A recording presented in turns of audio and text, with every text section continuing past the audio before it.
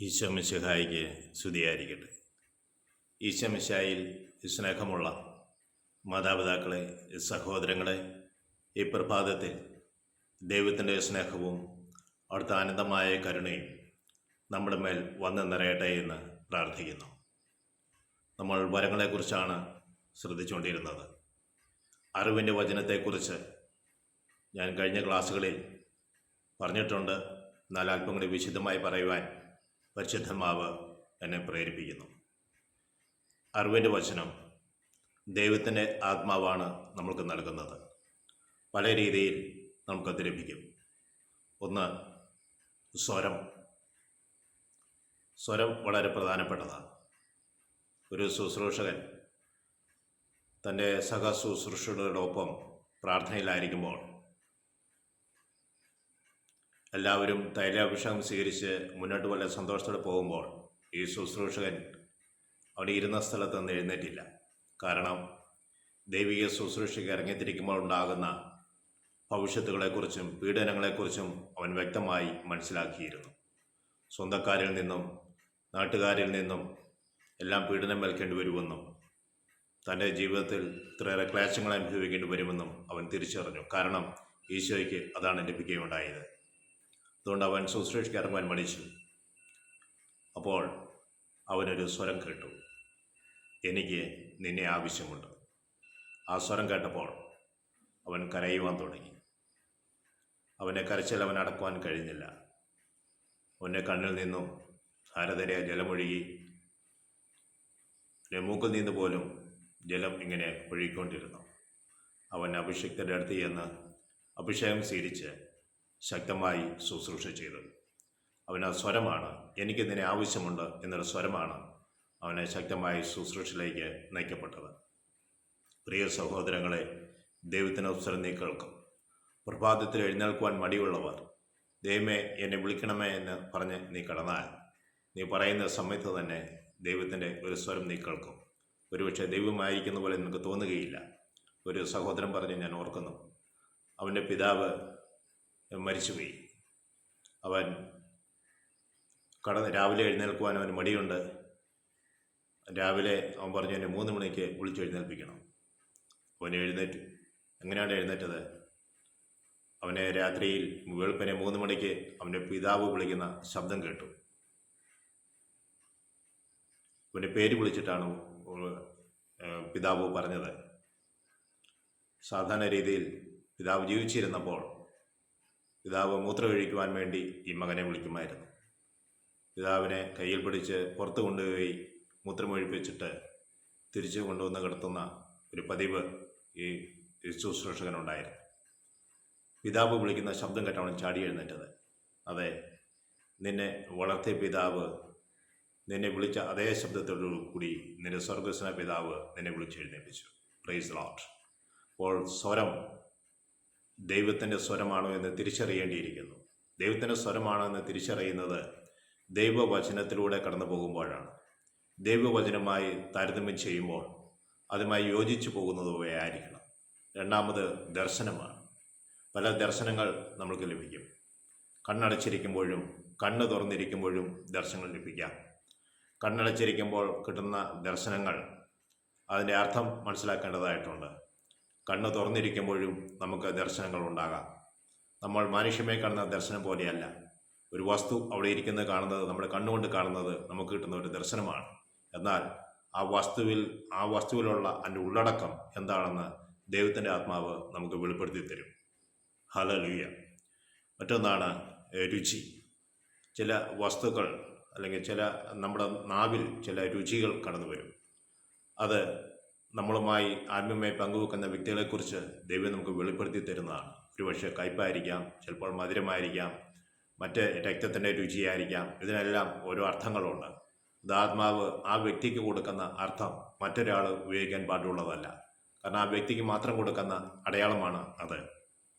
നാവിൽ മധുരം വന്നു കഴിയുമ്പോൾ സ്വാഭാവികമായി അവരുടെ ജീവിതം മധുരമുള്ളതാണ് എന്ന് നമുക്ക് മനസ്സിലാക്കാം. എന്നാൽ ഓർക്കണം, ചിലപ്പോൾ അവരുടെ രോഗത്തെക്കുറിച്ച് സൂചിപ്പിക്കുന്നതായിരിക്കാം. വായിൽ കയ്പ് വരുന്നുണ്ടെങ്കിൽ ഓർക്കുക, അത് അവരുടെ സംസാരം മറ്റുള്ളവരെ കയ്പിക്കുന്നതായിരിക്കും. അത് ഓരോ വ്യക്തിയും അപേക്ഷിച്ച് ദൈവം കൊടുക്കുന്നതാണ്. അപ്പോൾ എനിക്ക് വായിൽ കയ്പാണ് ലഭിക്കുന്നതെങ്കിൽ അത് മറ്റുള്ളവരെ ദുഷിപ്പിക്കുന്ന വർത്തമാനം പറയുന്ന വ്യക്തിയാണ് തൻ്റെ മുമ്പിൽ വന്നതെന്ന് വെളിപ്പെടുത്തിയാൽ മറ്റൊരു ശുശ്രൂഷകന് ഈ കയ്പ് അതായിരിക്കണമെന്നില്ല. ഒരുപക്ഷെ അവരെ കരളിൻ്റെ രോഗത്തെക്കുറിച്ചോ അല്ലെങ്കിൽ അവരെ ഡയബറ്റിക് രോഗിയെക്കുറിച്ചോ ഒക്കെ സൂചിപ്പിക്കുന്നതായിരിക്കാം. ആ വ്യക്തിയുടെ ആത്മാവിനെ അപേക്ഷിച്ചിരിക്കും അത് വെളിപ്പെടുത്തി കൊടുക്കുക. Praise lord. അതുപോലെ തന്നെ മറ്റൊന്ന് കാര്യമാണ് ഗന്ധം, മണം. നല്ല സുഗന്ധം ലഭിക്കുന്നത് ദൈവത്തിൻ്റെ സാന്നിധ്യമായി സൂചിപ്പിക്കുന്നു. വരാൻ പോകുന്ന നല്ല കാര്യങ്ങളെക്കുറിച്ച് സൂചിപ്പിക്കുന്നു.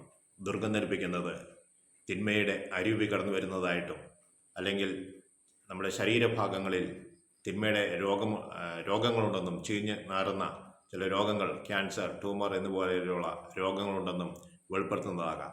ഏതാണെന്ന് ആ വ്യക്തിയുടെ ആത്മാവിന് മാത്രമേ വ്യക്തമായി തിരിച്ചറിയാൻ സാധിക്കുകയുള്ളൂ. ഞാൻ പറയുന്നത് കേട്ട് മറ്റൊരാൾക്ക് വേണ്ടി ഇങ്ങനെ പ്രാർത്ഥിച്ചാൽ നിങ്ങൾക്കത് ലഭിക്കണമെന്നില്ല, അതിൻ്റെ അർത്ഥം ശരിയാകണമെന്നില്ല.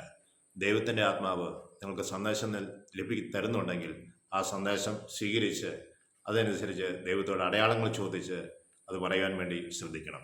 ഹല്ലേലൂയ. മറ്റൊന്നാണ് ചില പക്ഷികളെ നിങ്ങൾ കാണുക. ഓരോ പക്ഷികൾക്കും ചില അടയാളങ്ങൾ കൊടുക്കാറുണ്ട്. ഉദാഹരണത്തിന് ഞാൻ പറയുന്നതാണ്, എല്ലാവരും അത് പരീക്ഷിക്കരുത്, ചിലവർക്കത് പ്രയോജനപ്പെട്ടെന്നിരിക്കും. നമ്മൾ മയിലിനെ കണ്ടു കഴിയുമ്പോൾ സ്വാഭാവികമായും അത് വളരെ സന്തോഷിച്ച് നടക്കുന്ന, നൃത്തം ചെയ്യുന്ന ഒരു ജീവിയായിട്ട് നമ്മൾ കാണുക.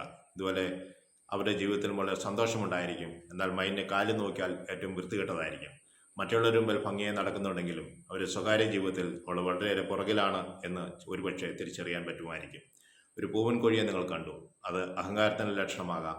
അതുപോലെ തന്നെ അത് ലൈംഗികതയെക്കുറിച്ച് സൂചിപ്പിക്കുന്ന ലക്ഷണമാകാം. അനുദപിക്കണമെന്ന് ഒരു സന്ദേശം അതിനകത്തുണ്ട്. എളിമപ്പെടണം എന്നൊരു സന്ദേശം അതിനകത്തുണ്ട്. അത് ദൈവത്തിൻ്റെ ആത്മാവ് നമുക്കത് പൂർണ്ണമായും വെളിപ്പെടുത്തി തരട്ടെ. ചില പക്ഷികൾ, മൂങ്ങ, അതുപോലെ പരുന്ത്, ഇങ്ങനെ ഓരോ പക്ഷികളെക്കുറിച്ചും വ്യക്തമായ സന്ദേശങ്ങൾ ദൈവം നമുക്ക് നൽകും. Praise Lord. എന്നിട്ടൊന്നാണ് മൃഗങ്ങളെക്കുറിച്ച് നമ്മൾ കാണാറുണ്ട്. സിംഹം, കരടി, ആന എന്നിവയെക്കുറിച്ച് കാണുമ്പോൾ അതിന് വ്യക്തമായ അടയാളങ്ങളുണ്ട് എന്ന് ഓർത്തിരിക്കുക. അതുപോലെ തന്നെ പാമ്പ് പൈശാചികതയെ സൂചിപ്പിക്കുന്നതാണ് കൂടുതലായിട്ടും കാണുക.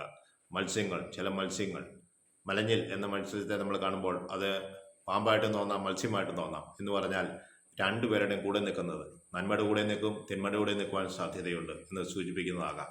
അങ്ങനെ ഓരോന്നിനും ഓരോ അർത്ഥങ്ങൾ ദൈവം നമുക്ക് നൽകാറുണ്ട്. ചിലവർക്ക് ചില നിറങ്ങൾ കൊടുക്കും. എൻ്റെ ആരംഭകാലങ്ങളിൽ ശുശ്രൂഷയിൽ ഭാഷാപരം ലഭിച്ചതിന് ശേഷം അതിൻ്റെ കുറേ മേഖലകൾ മുന്നോട്ട് പോയിക്കൊണ്ടിരിക്കുന്ന സമയത്ത് എനിക്ക് കുറേ അടയാളങ്ങൾ ദൈവം തന്നത് ചില നിറത്തിലൂടെയാണ്. എനിക്കൊന്നും മനസ്സിലായില്ല. ഞാൻ ദൈവത്തോട് തിരിച്ചു പറഞ്ഞു, ദൈവമേ, പട്ടിക്ക് മുഴുവൻ തേങ്ങ കിട്ടുന്ന പോലെ എനിക്ക് നിറം തന്നിട്ട് എന്ത് പ്രയോജനം? എനിക്ക് മനസ്സിലാകുന്ന രീതിയിൽ നീ എനിക്ക് വെളിപ്പെടുത്തി തരണം. ദൈവം പെട്ടെന്ന് അതിന് വ്യക്തമായ ശരിയായ രീതിയിൽ നേരെ തന്നെ ആ കാര്യങ്ങൾ കാണുവാൻ ദൈവം എനിക്ക് അവസരം തന്നു. പ്രിയ സഹോദരങ്ങളെ, നമ്മൾക്ക് ചില കാര്യങ്ങൾ മനസ്സിലാകുന്നില്ല എങ്കിൽ ദൈവത്തോട് തിരിച്ചു ചോദിക്കണം, ദൈവമേ, ഇതിനൊരു അടയാളം തരണം, എനിക്കിത് മനസ്സിലാകുന്നില്ല. കാരണം ഇത് ജനങ്ങളെ നയിക്കുവാൻ വേണ്ടിയിട്ട് നീ തരുന്ന സന്ദേശമാണ്, അതുകൊണ്ട് വ്യക്തമാക്കി തരണം എന്ന് പറഞ്ഞ് നമുക്ക് പ്രാർത്ഥിക്കുവാൻ അവകാശമുണ്ട്. ദൈവം നമ്മുടെ പ്രാർത്ഥന കേട്ട് ദൈവം നമ്മളെ അനുഗ്രഹിക്കും. ഹല്ലേലൂയ. മറ്റൊന്ന് നമ്മൾ കാണുന്നത് ചില എഴുതി കാണിക്കുന്നതാണ്. നമ്മൾ ഇന്നലെ കണ്ടു, ദാനിയേൽ പ്രവാചകൻ രാജാവിന് എഴുതി കൊടുത്ത കാര്യങ്ങൾ വ്യാഖ്യാനിക്കുന്നത്. അത് ചിലത് എഴുതി കാണിക്കും. നിന്റെ ജീവിതം ഒരുപക്ഷെ എഴുതി കാണിക്കും. നീ എന്ത് ആയിരിക്കണമെന്ന് എഴുതി കാണിക്കും. അതിൻ്റെ എഴുത്തിലൂടെ നമുക്ക് പല കാര്യങ്ങൾ മനസ്സിലാക്കാൻ സാധിക്കും. ചില തോന്നിപ്പുകൾ മനസ്സിൽ വരാറുണ്ട്. തോന്നിപ്പുകൾ വരുന്നതൊന്നും ദൈവീയമായിരിക്കണമെന്നില്ല. വിശുദ്ധന്മാരുടെ ചില ചിന്തകൾ പോലും തോന്നിപ്പുകൾ സഭ ചിലത് അംഗീകരിച്ചിട്ടില്ല. അവർ വിശുദ്ധരാണ് എന്ന് പറഞ്ഞാൽ അവർക്ക് കിട്ടുന്ന സന്ദേശങ്ങൾ, ദർശനങ്ങളെല്ലാം ശരിയാകണമെന്നില്ല. അതുപോലെ തന്നെ നമുക്ക് കിട്ടുന്ന സന്ദേശങ്ങളും എല്ലാം ശരിയാകണമെന്നില്ല. കാരണം പ്രഭാപൂർണനായ തിന്മയുടെ അരൂപി പോലും നമ്മളിൽ പ്രവർത്തിക്കുവാൻ സാധ്യതയുണ്ട്. ഈശോ ഉപവസിച്ചതിന് ശേഷം, മരുഭൂമിയിൽ ഉപവസിച്ചതിന് ശേഷം പ്രാർത്ഥനയ്ക്കായിരുന്നപ്പോൾ പിശാച് അവനെ പരീക്ഷിക്കാൻ വേണ്ടി കടന്നു വന്നു. യഥാർത്ഥ ദൈവപുത്രനായ ഈശോയുടെ മുമ്പിൽ പിശാചിന് കടന്നു വരാമെങ്കിൽ നമ്മുടെ മുമ്പിലും കടന്നു വന്ന് നമ്മൾക്ക് ചില ചിന്തകൾ തന്ന് നമ്മളെ തെറ്റായ വഴിയിലൂടെ നയിച്ചെന്നിരിക്കും. പ്രിയ സഹോദരങ്ങളെ, സമയം വളരെ കടന്നു പോയിരിക്കുന്നതുകൊണ്ട് ബാക്കി കാര്യങ്ങൾ അടുത്ത ക്ലാസ്സിൽ പറയാം. എന്നെ ശ്രവിച്ചുകൊണ്ടിരിക്കുന്ന ഏവർക്കും ഹൃദയപൂർവ്വമായ നന്ദി പറയുന്നു.